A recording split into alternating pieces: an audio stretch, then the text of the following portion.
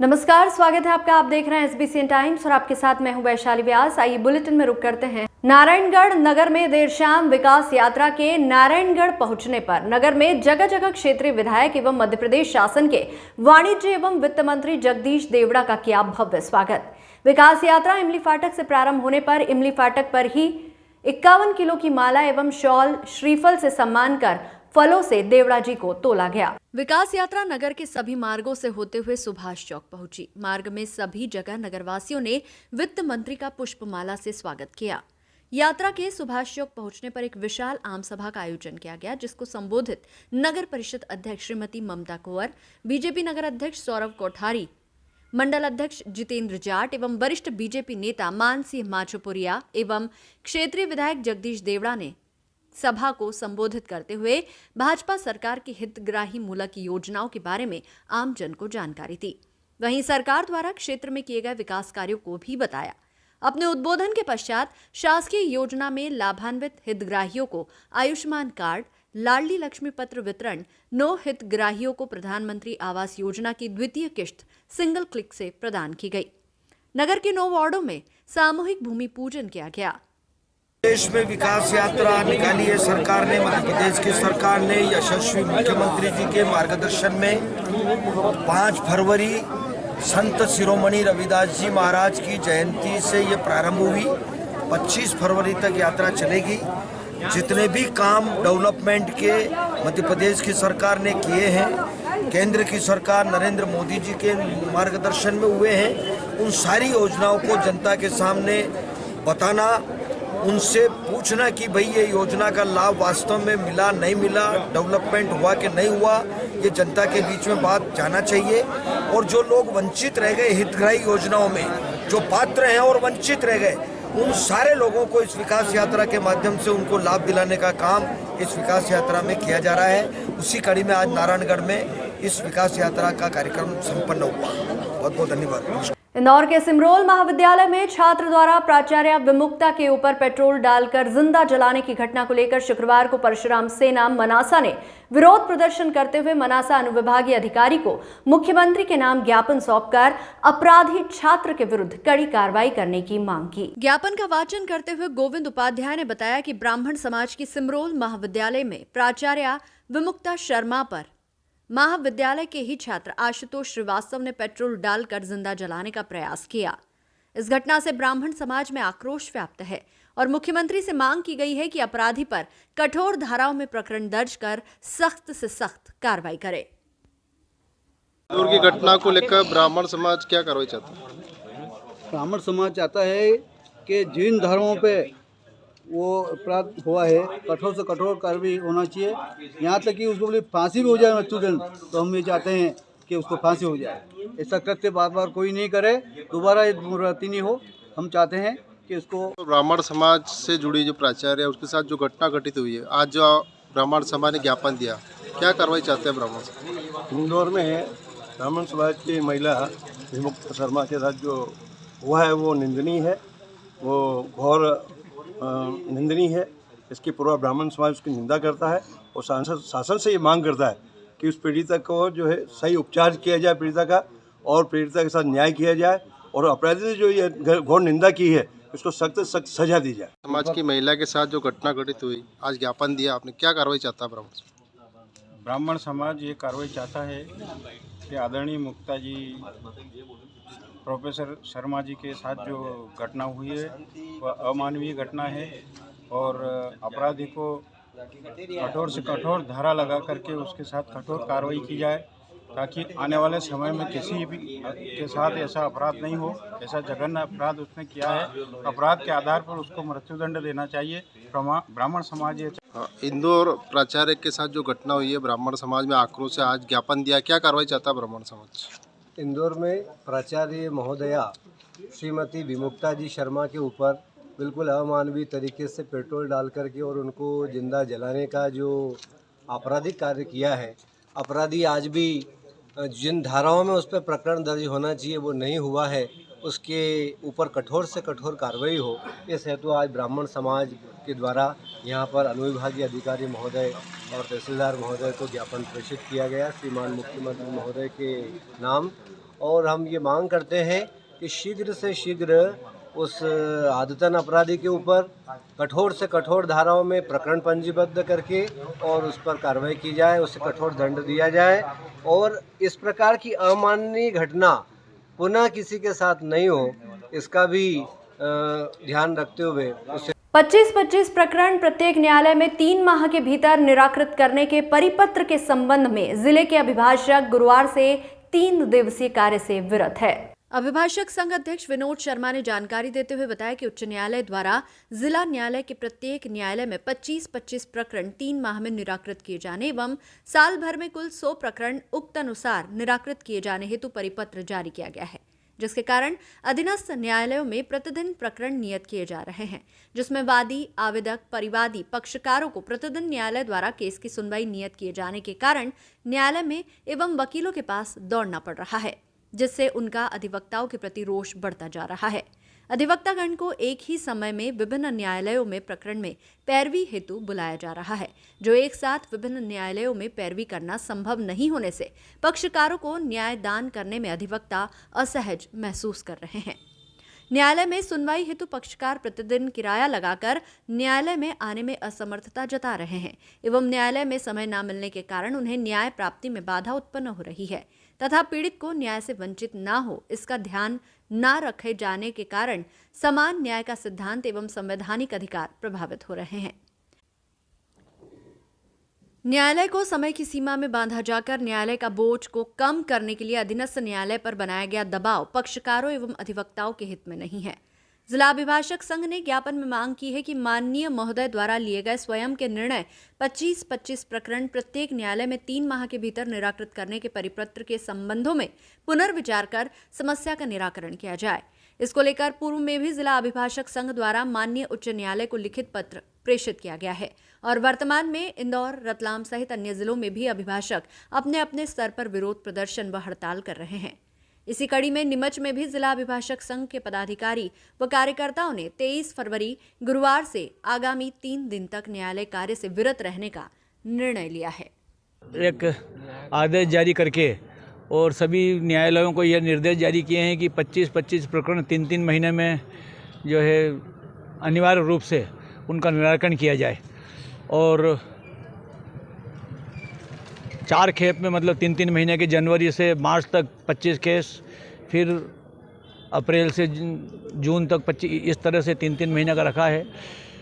उस परिस्थिति में पूरे प्रदेश में न्यायालयों में कार्य प्रभावित हो रहा है।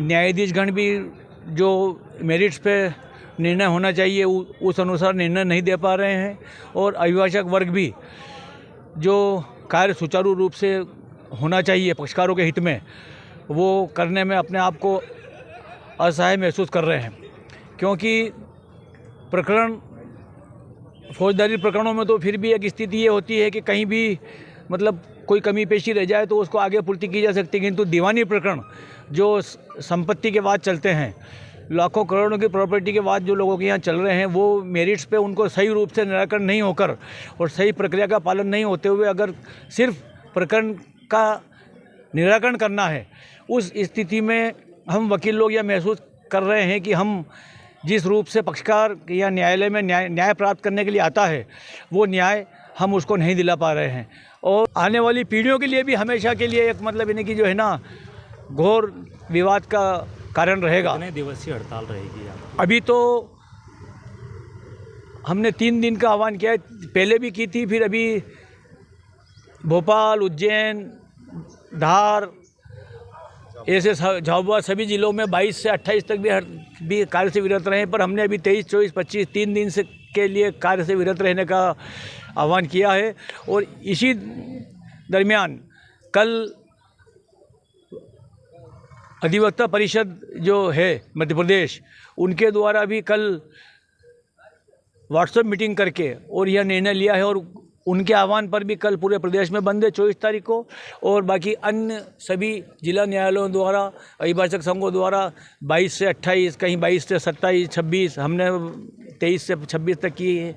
इस प्रकार पूरे प्रदेश में इस बात पर आक्रोश होकर और सभी और ये जिलों में अभिभाषकगण न्यायालयीन कार्य से विरत है। ठीक है, आपका नाम और पद बताइए। मैं विनोद शर्मा, अध्यक्ष अभिभाषक संघ नीमच। मंदसौर शहर के गांधी चौराहे पर शिवसेना द्वारा प्रदेश प्रमुख सुनील शर्मा के आह्वान पर संपूर्ण मध्य प्रदेश के साथ मंदसौर जिले में भी अलग अलग स्थानों पर नारेबाजी के साथ चुनाव आयोग एवं महाराष्ट्र के मुख्यमंत्री एकनाथ शिंदे का पुतला दहन किया गया। उल्लेखनीय है कि महाराष्ट्र में चुनाव आयोग द्वारा चुनाव चिन्ह तीर कमान शिंदे गुट को दिए जाने के बाद मध्य प्रदेश में भी राजनीति सरगर्मी तेज हो गई है। शिवसेना ने आरोप लगाते हुए कहा कि महाराष्ट्र में एकनाथ शिंदे एवं चुनाव आयोग भाजपा की कठपुतली बनकर कार्य कर रहा है, जिसे तत्काल बर्खास्त किया जाए। एवं शिवसेना नेताओं ने एकनाथ शिंदे को गद्दार नाम से संबोधित कर कहा कि शिवसेना को कोई नहीं मिटा सकता है। जनाधार उद्धव जी ठाकरे के साथ है। शहर के गांधी चौराहे पर पुतला दहन कार्यक्रम में बड़ी संख्या में शिव सैनिक मौजूद रहे। शिवसेना जिला प्रमुख आज ये जो महाराष्ट्र में जो उद्धव साहब के साथ में चुनाव आयोग द्वारा अन्याय किया गया है, इसे हम शिव सैनिक लोग अन्याय मानते हैं। क्योंकि जब अभी तक जो उद्धव और सिद्धे गुट दोनों को चुनाव आयोग ने अलग अलग गुट बना दिए थे, तो जब शिवसेना का चुनाव चिन्ह धनुष बाण हमेशा के लिए रहा है, तो फिर वो सिद्धे को क्यों दिया गया है? हम मानते हैं कि सिद्धे गुट को चुनाव आयोग ने इसलिए दिया गया कि चुनाव आयोग के ऊपर राजनीतिक दबाव भारी था, और भारत का अगर प्रशासन ऐसा करता रहा तो मतलब ये संविधान ही खत्म हो जाएगा।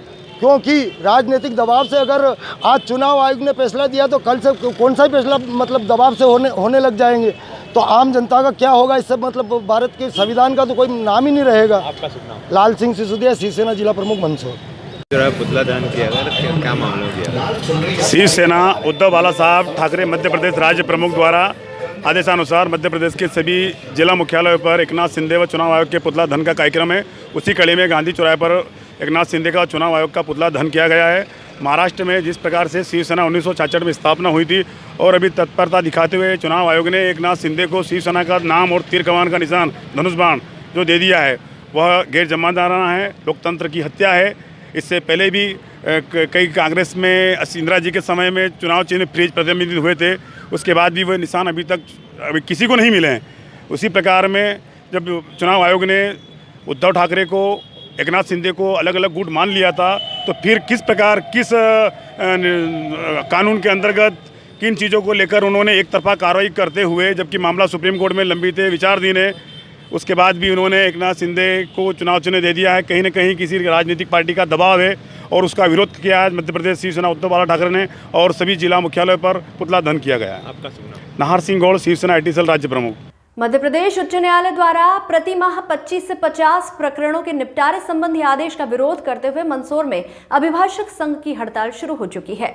अभिभाषकों की हड़ताल के चलते कोर्ट परिसर सूना रहा।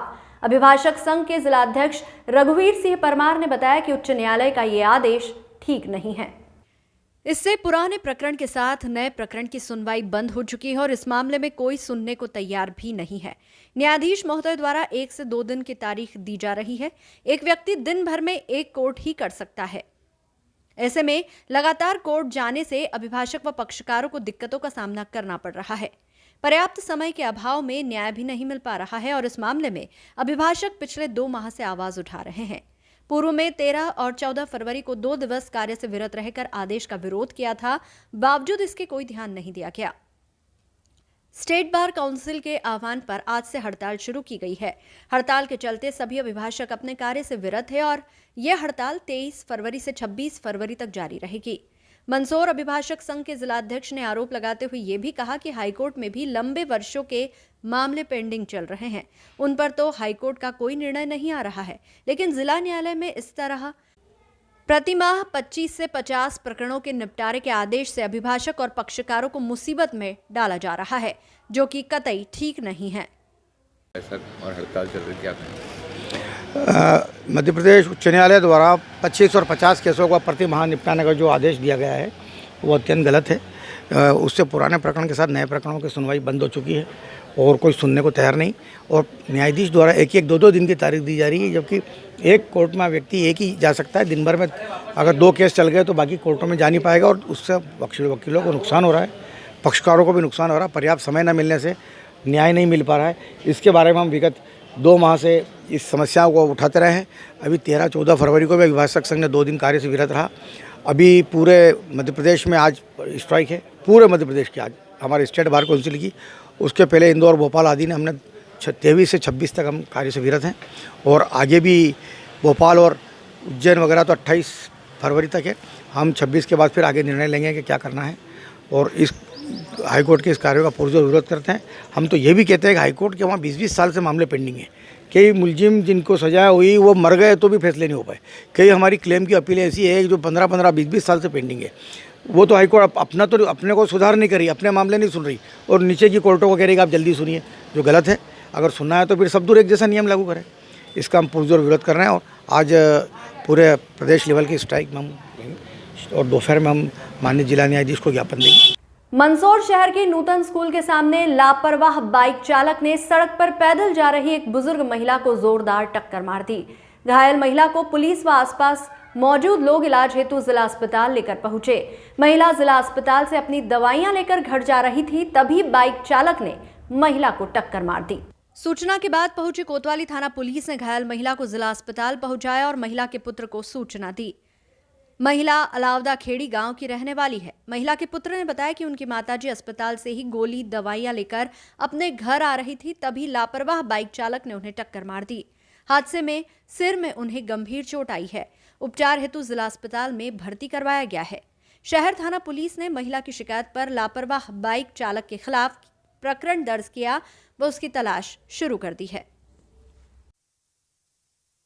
ये नूतन स्कूल के सामने क्या हुआ था? एक बाइक सवार लापरवाही पूर्वक चलाई उसने, उन अम्मा जी को घायल किया है। कहाँ चोट लगी अम्मा? इनके आंख के पास में लगी है, एक टांका है। अभी ठीक है? अभी ठीक है, उपचार चल रहा है और उनके पुत्र को सूचना देकर बुलवा ले गया है। और उसका अजय कुमार, गांव अलाउदा खड़ी रहता हूँ।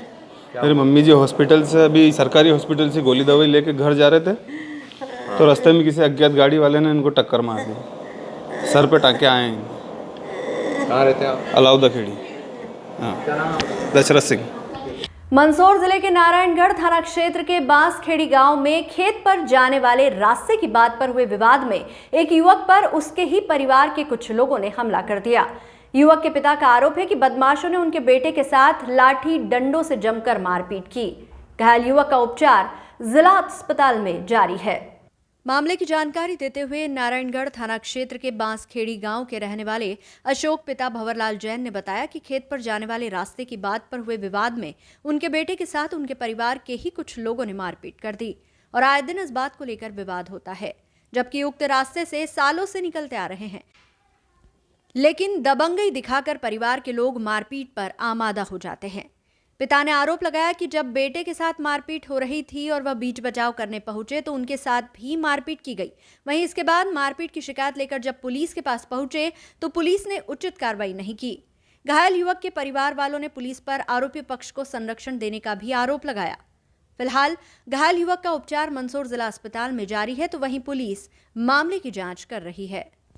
क्या कहें, कहाँ मारपीट क्या हुआ? ये कुआं पे जा रहे थे तो कुआं पे मारा इनको और ये बोल नहीं सकते, 10-12 जना पड़ा है। वो सब का वो नाम है दिलीप कुमार, बाबूलाल जी। इनके शरीर के छाती पे भी बस चोट आई है और नाक का हड्डी है तोड़ दी है, कमर पे भी आई इनके चोट है। बोल रहा नहीं है, 3 दिन से कोमा में जैसा है, ये बोल नहीं सकते। इनको कुआं पे जा रहे थे, गेले में मारा। क्या रास्ते की लड़ाई में। और इनकी सुनवाई नहीं कर रहे पुलिस वाला, इनकी सुनवाई करते ही नहीं। वो सब फ़ोन कर देते, बड़े बड़े पैसे वाले से फ़ोन करवा देते, पैसे दे के फ़ोन ये रिपोर्ट उठवा ली। क्या हुआ था? बांसखेड़ी का क्या हुआ था? मैं लड़के को खेत पे जा रहा था, बहुत मारा इसको। मैं फिर बाद में गया तो मेरे को भी मारा 2-3 बार लकड़ी से। मैंने बोला तो फिर बोले कि तेरे बाप का रास्ता नहीं है इधर, तेरा रास्ता हो जाए इधर होके निकल। जबकि मेरे 3 पीढ़ी हो गई मेरे निकलने, उधर निकलते हम। कौन लोग थे वो मेरे परिवार के काका अंकल बोलते हैं। मेरे बाबूलाल जी काका है, मेरे आंटी जी है मुन्ना भाई, और दिलीप कुमार, विजय कुमार और राहुल। इन्होंने मिलकर इसको बहुत मारा, बहुत इतना मारा कि भैंस चिल्लाई जैसे चिल्लाने लगा। इतने फिर मैं गया, मेरे को छुड़ाने गया तो मेरे को मारा। मैं फिर ये इसके मम्मी और ये गए वो एसपी साहब पे, तो बोले कि तुम्हारे पति के खिलाफ ये जिला बदरी कार्रवाई कर रखी ना, इसलिए तुम्हारी नहीं चलती है। तो फिर वो वापस भाग के गाँव चले गए। फिर वहाँ से फिर वो पुलिस वाले ने मेरे से इसके जिस दिन मारा इसको, उस दिन मैं रिपोर्ट लिखवाई थाने में, वहाँ अस्पताल में। तो तो फिर वो रिपोर्ट तो उन्होंने क्या मालूम गायब कर दी और उसके बाद में दूसरी रिपोर्ट बनाई और फिर कल गांव में आए थे पुलिस वाले ने बोले कि तुम्हारे पिता के खिलाफ ये 151 की धारा से मतलब 110 की लगा के मैंने तुम्हारे को ये जिला बदली कर रखी, जबकि मैं आज से 13 साल पहले मैं झगड़ा था, अभी तक मेरे कोई लड़ाई नहीं हुई। मैंने फिर कल मैं जाके कोर्ट में जाके मंदसौर कलेक्टर साहब के ऑफिस के वहाँ से फिर मैंने वो फाइल निकलवाई, जो रविवार को फिर वो फाइल मिलेगी। मैं एसपी साहब को फिर वो फाइल पहुँचाऊँगा मैं कि मैं निर्दोष हूँ और निर्दोष ही रहूँगा, लेकिन मेरे साथ भी इतना अत्याचार न करे। पुलिस प्रशासन मेरी सुनवाई नहीं करती है क्योंकि वो पैसे वाले लोग हैं, पैसे पहुँचा देते हैं और मेरे साथ में बहुत घटना होती है। जबकि मेरी दुकान के लिए मेरे को हटाने के लिए इन्होंने 110 लगवाई, गांव वाले पूरे गए थे, इसलिए मेरे को 110 लगवा के मेरे को भगाने के लिए कोशिश कर रहे हैं और मेरे परिवार को बहुत पीड़ित कर रहे हैं। क्या नाम है आपका? मेरा नाम अशोक कुमार, पिता भंवर लाल जी जैन। कौन से गाँव में? बांसखेड़ी ग्राम पंचायत बादपुर लगती है, थाना नारायणगढ़ लगता है। जिरन थाना क्षेत्र के जंगलों में भीषण आगजनी का मामला सामने आया है। घटना थाना क्षेत्र के ग्राम खेड़ा बिरान के जंगल की है, जहां अज्ञात कारणों के चलते भीषण आगजनी हो गई। आगजनी की इस घटना में कई हेक्टेयर में लगी झाड़ियां और पेड़ पौधे जलकर खाक हो गए। घटना की जानकारी मिलते ही दमकल की टीम मौके पर पहुंची और आगजनी की घटना पर काबू पाया गया। फिलहाल जंगल में आग लगने की वजह सामने नहीं आई है। इधर गर्मी का प्रकोप बढ़ने से अब संभावना व्यक्त की जा रही है कि आगजनी की घटनाएं आने वाले दिनों में और भी देखने को मिल सकती है। शुक्रवार दोपहर 1 बजे प्राप्त जानकारी के अनुसार नीमच के हाईवे बाईपास स्थित बरखेड़ा हाड़ा चौराहे पर 2 बाइक की आमने सामने भिड़ंत हो गई। हादसे में बाइक सवार 3 लोग गंभीर रूप से घायल हो गए। घायलों को एम्बुलेंस की सहायता से नीमच जिला चिकित्सालय लाया गया, जहां घायलों का इलाज जारी है। वहीं मामले में पुलिस ने प्रकरण दर्ज कर जांच शुरू कर दी है।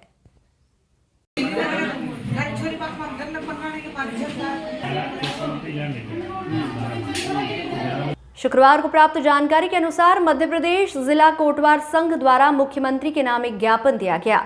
नीमच कलेक्ट्रेट कार्यालय में नारेबाजी करते हुए पहुंचे कोटवारों ने ज्ञापन के माध्यम से कोटवारों ने वेतन वृद्धि किए जाने और नियमित किए जाने की मांग की है। कोटवारों का कहना है कि उन्हें महज 4,000 रुपए का वेतन दिया जाता है, जो इस महंगाई के जमाने में नाकाफी है। अतः वेतन वृद्धि की जाए और उन्हें नियमित किया जाए। इस आशय का ज्ञापन तहसीलदार अजय हिंगे ने लिया। इस दौरान नीमच जिले के विभिन्न स्थानों से आए कोटवार उपस्थित रहे। मांग रखी आप लोगों ने? मांग तो हमारी है, हमें मात्र 4,000 रुपये मिलते हैं कोटवारों को। 24 घंटे शासन की सेवा करते हैं हम। कम से कम हमारा 10-12 हज़ार रुपये होना चाहिए मासिक। इसके अलावा और कोई मांग नहीं रखी है। पहले भी कोई ज्ञापन वगैरह दिया? पहले बहुत सारे ज्ञापन दिए। निर्वाचन का मुख्य कारण केवल शासन ने 22 जून 2007 को वेतन बढ़ाया था हमारा, 2 के 4 किए, तो उसके बाद एक नया पैसा नहीं बढ़ा। इसलिए हम ज्ञापन दे रहे हैं बार बार, फिर भी हमारी सुनवाई नहीं हो रही। अगर मांगे पूरी नहीं होगी तो क्या रुक रहा है? इसके बाद हम प्रांत से संपर्क करके प्रांत व्यापी हड़ताल करेंगे। कितने कोटवार हैं जिले में लगभग? जिले में करीब 38,000 के लगभग हैं। तो प्रदेश के हैं, अपने जिले में ऐसे कितने? जिले में तो करीब 600-700 के लगभग हैं। क्या नाम है आपका? बापूलाल कुमार, कोटवार संघ अध्यक्ष जिला। यहाँ पर आया, किस बात को लेकर के आया, क्या मांग है आप लोगों की? हमारी मांग है वेतन वृद्धि की। रात 24 घंटे की ड्यूटी रहती है हमारी, रात दिन कोई सी भी टाइम पे कोई भी आ जाता है। 24 घंटे काम करना पड़ता है। 4,000 रुपये कुल वेतन मिलता है हमको। कितने कोटवार है जिले में लगभग? जिले में तो पूरे तो 38,000 कोटवार है। मध्य प्रदेश में 38,000 कोटवार है, मगर सब यही कंडीशन है। हर बार धरना प्रदर्शन सब चल रहा है। भोपाल भी 10 बार जाए तो भी हमारी कुछ मांगे नहीं मानी जा रही है। आज क्या आपने ज्ञापन सौंपा, क्या मांग करी उसमें? बस वेतन वृद्धि, हमारा वेतन बढ़ाओ। ड्रेस वगैरह सब वो तो मिलती है, ड्रेस वगैरह। और कोई मांग नहीं है? बस ये मांग यही है, हमारा वेतन बढ़ाओ। 4,000 रुपये में कुछ भी नहीं होता है। मांगे पूरी नहीं होगी तो आगे क्या? हाँ, मेले में हर जगह ड्यूटी, चुनाव में भत्ता नहीं मिलता है, कुछ भी, मतलब कहाँ पे भी चल जाओ, कोई चौकीदारों को वेतन 4,000 के अलावा कुछ भी पैसा नहीं मिलता है। काम हर जगह काम करना पड़ता है, मगर पैसा नहीं मिलता है। शुक्रवार दोपहर 1 बजे प्राप्त जानकारी के अनुसार अन्नपूर्णा सेवा न्यास द्वारा होम्योपैथिक चिकित्सा मेगा शिविर का आयोजन अन्नपूर्णा सेवा केंद्र अंबेडकर रोड पर किया गया। इस अवसर पर बड़ी संख्या में लोग अपनी विभिन्न बीमारी का इलाज करवाने पहुंचे, जिन्हें होम्योपैथिक पद्धति से परीक्षण उपरांत औषधियां दी गई। अन्नपूर्णा सेवा न्यास के राकेश जैन ने जानकारी देते हुए बताया कि पूर्व में भी एक होम्योपैथी शिविर का आयोजन किया गया था। इसमें लोगों का अच्छा समर्थन मिला।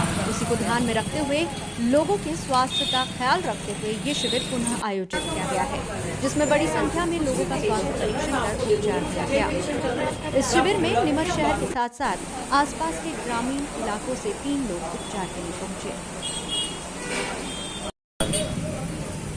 अन्नपूर्णा सेवा न्यास लगातार ज़रूरतमंदों के लिए कार्य कर रहा है और चिकित्सा के क्षेत्र में अन्नपूर्णा सेवा न्यास ने एक मेडिकल स्टोर खोल रखा है। हमारा एक एलोपैथिक चिकित्सालय है, एक आयुर्वेदिक चिकित्सालय है और समय समय पर जनता की मांग के अनुसार हम कैंप का आयोजन करते हैं। आज होम्योपैथिक शिविर का आयोजन किया है, जिसमें उदयपुर के प्रसिद्ध डॉक्टर महावीर जी शर्मा यहाँ पर आए हैं और आसपास के क्षेत्र के जो गंभीर रोगों से पीड़ित लोग हैं वो यहाँ पर अपना इलाज कराने के लिए आए हैं। पिछली बार कैंप के अच्छे रिजल्ट थे, इसलिए हमने होम्योपैथिक का दूसरा कैंप आयोजन कराया है। हमारा एकमात्र उद्देश्य है कि हमारे क्षेत्र को अच्छे डॉक्टरों की उपस्थिति नीमच पे मिल जाए, न उनके फीस लगे और दवाइयों में भी उनको रियायत मिल जाए। अगर उदयपुर कोई पेशेंट दिखाने जाता है तो उसका बड़ा खर्चा होता है, बहुत कम पैसे में नीमच में इलाज हो जाता है। ऐसा अन्नपूर्णा सेवा न्यास ने दृढ़ निश्चय किया था और इसी क्रम के अंदर चिकित्सा के क्षेत्र में अन्नपूर्णा सेवा न्यास लगातार काम कर रहा है। आज लगभग कितने मरीजों को यहाँ पर हमने लगभग 60 मरीजों के पंजीयन किए थे और अभी तक लगभग 70 से 75 पेशेंटों का पंजीयन हो चुका है और लगातार पेशेंट आ भी रहे हैं और अपना उपचार भी करा रहे हैं। बेजुबान पक्षियों के लिए पूरे प्रदेश में पंछी बचाओ अभियान ने एक जंग सी छेड़ दी है। जगह जगह पक्षियों के लिए जलपात्र और अन्न जल की व्यवस्था करना इनकी पहली प्राथमिकता है। इसी कड़ी में आज नाहरगढ़ थाने में पंछी बचाओ अभियान की टीम ने पहुंचकर थाना प्रभारी गिरीश जेजुलकर और उनकी पुलिस टीम के साथ मिलकर नाहरगढ़ थाने पर सकोरे बांधे ताकि कोई पक्षी भूख प्यास से ना मरे। थाना प्रभारी गिरीश जेजुलकर ने बताया कि पंछी बचाओ अभियान लगातार पक्षियों के लिए काम कर रही है। हर साल सभी थानों पर इनके द्वारा बेजुबान पक्षियों के लिए जलपात्र लगाए जाते हैं, जो कि बहुत नेक कार्य है, जिसके हम सभी साक्षी बनते हैं। वहीं पंछी बचाओ अभियान ने नाहरगढ़ थाना प्रभारी गिरीश जेजुलकर का पंछी प्रेम देखते हुए उनका सम्मान भी किया। वहीं सम्मान पत्र देकर उनके उज्जवल भविष्य की कामना की। इस मौके पर पंछी बचाओ अभियान के संस्थापक राकेश भाटी, मंदसौर के जिलाध्यक्ष संजय नीमा, महिला जिलाध्यक्ष रेखा सोनी, सदस्य पीयूष आदि उपस्थित थे। भारतीय जनता युवा मोर्चा मंदसौर द्वारा कुशाभाऊ ठाकरे ऑडिटोरियम में भारत सरकार के अमृतकाल बजट कार्यक्रम आयोजित कर युवाओं को बजट की जानकारी देकर फायदे बताए। कार्यक्रम में सांसद सुधीर गुप्ता भी मौजूद रहे। भारतीय जनता युवा मोर्चा द्वारा शहर के पीजी कॉलेज परिसर स्थित कुशाभाऊ ठाकरे ऑडिटोरियम में केंद्र सरकार के बजट की जानकारी युवाओं के बीच साझा की। वहीं युवाओं को बजट के फायदे बताए। युवा मोर्चा ने कार्यक्रम को केंद्र सरकार का अमृतकाल बजट नाम दिया, जिसमें युवाओं को बताया गया कि ये बजट देश के विकास में कितना लाभकारी है। वहीं युवाओं के लिए बजट में किए गए फायदे भी बताए। कार्यक्रम में सांसद सुधीर गुप्ता मौजूद रहे, जिन्होंने कार्यक्रम को संबोधित करते हुए युवाओं को विभिन्न प्रकार की जानकारियां दी। भारतीय जनता युवा मोर्चे ने युवा बच्चों के बीच बजट और उस पर चर्चा, बजट के बाद के विकास और उस पर एक बच्चों के बीच में परिचर्चा का आयोजन किया था। बड़ी संख्या में बच्चों ने इसमें सहभागिता ली है। मन को अच्छा लगा है कि बच्चे रुचि ले रहे हैं, बदलते हुए भारत से प्रसन्न हैं और वो बदलते हुए भारत में सहभागी बनने का संकल्प ले रहे हैं और इसीलिए जो आयोजन करता है युवा मोर्चा, उनको मैं धन्यवाद दूंगा।